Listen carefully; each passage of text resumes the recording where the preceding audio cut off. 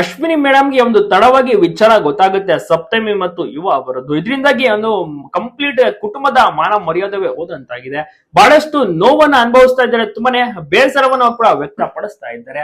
So ಏನ್ ಆಗಿದೆ complete ಆಗಿ ವಿಚಾರ ಕೂಡ ಆಡಿಯೋ ಸಹ ನೋಡಿರ್ತೀರಾ. ಸಪ್ತಮಿ ಅವರು ಮಾತನಾಡಿರುವಂತ ಆಡಿಯೋದಲ್ಲಿ ಸ್ಪಷ್ಟವಾಗಿದೆ. ಯುವ ಮತ್ತೆ ನಮ್ಮ ಒಂದು ಸಪ್ತಮಿ ಅವರು ಅಂದ್ರೆ ಕಾಂತಾರ ಬೆಳಗ್ಗೆ ಸಪ್ತಮಿ ಯುವ ಸಿನಿಮಾದಲ್ಲೂ ಕೂಡ ನಟಿಸಿರ್ತಾರೆ. ಸೊ ಅವರು ಇಬ್ರು ರಿಲೇಶನ್ಶಿಪ್ ನಲ್ಲಿ ಇದ್ರು, ಲವ್ ಮಾಡಿದ್ರು ಅಂತ ಒಂದು ಆಡಿಯೋದಲ್ಲಿ ಕರೆಕ್ಟ್ ಆಗಿ ಗೊತ್ತಾಗ್ತಾ ಇದೆ.